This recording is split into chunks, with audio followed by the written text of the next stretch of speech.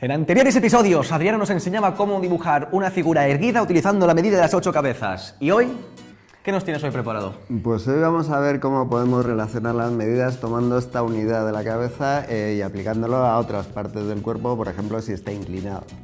Ok, suena muy interesante, pero antes, cabecera.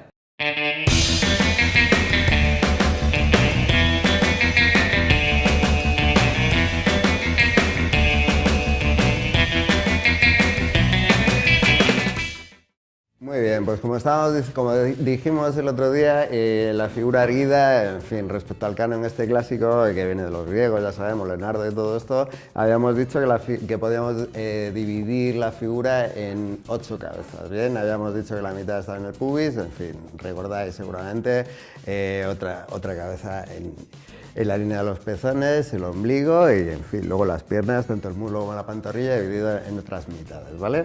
Todo esto, como decíamos, era en una figura erguida. Si nosotros vemos algo paralelo al plano, podemos considerar su verdadera magnitud, pero ¿y si está inclinado? Evidentemente no sabemos cuál es su medida, ¿vale? Entonces, para eso vamos a utilizar algo que seguro que os suena, que es algo recto, un lápiz, un pincel, cualquiera de estas cosas. Entonces, seguro que os suena este gesto, ¿verdad? ¿Vale?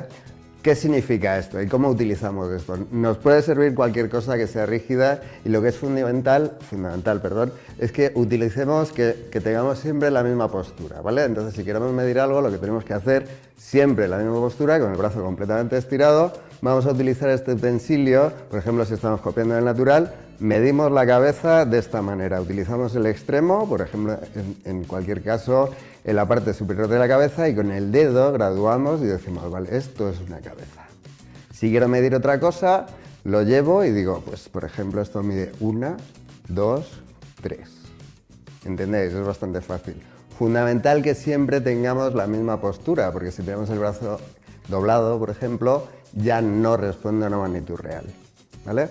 Esto sería en el caso de tomar medidas. También podemos medir ángulos de una forma más o menos sencilla. Lo que digo, si yo tengo un brazo inclinado, no sé cuál es la verdadera proporción, pero sí puedo relacionarla con esta cabeza, ¿bien? Entonces, para medir ángulos, pues es algo bastante sencillo. Yo he visto en algún sitio algún método que utiliza, así de una forma abstracta, la mira de un francotirador, por ejemplo, ¿vale? Imaginad de esto que estábamos diciendo, la línea de los hombros y un brazo, ¿no? En este caso, yo no sé si es paralelo o no, no me importa si mi cabeza es esta, yo puedo medir de una forma más o menos abstracta lo que decimos, ¿no? Tomo esta medida, me la llevo aquí y veo que este brazo mide más o menos una cabeza y 3/4, ¿vale?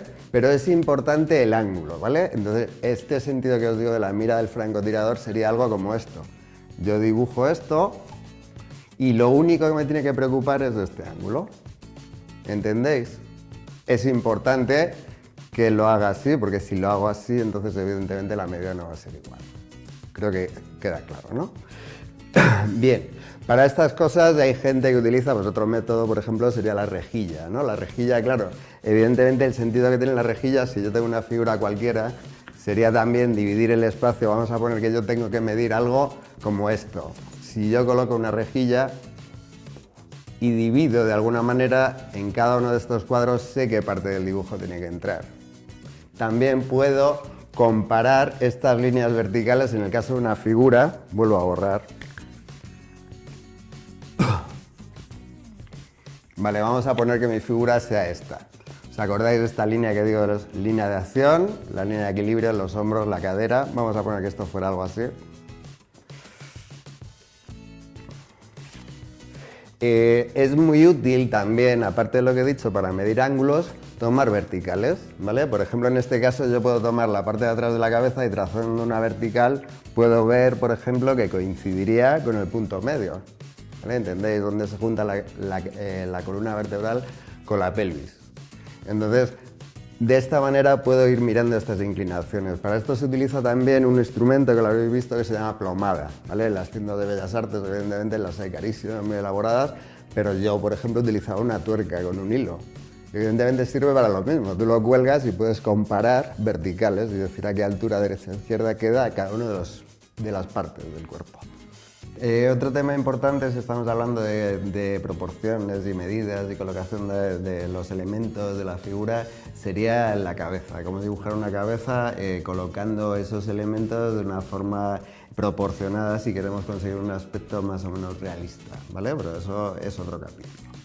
Bueno, pues ya lo sabéis, chicos, a medir con el dedo y a darle al like. Suscribiros y seguidnos. Nos vemos la semana que viene. Hasta luego.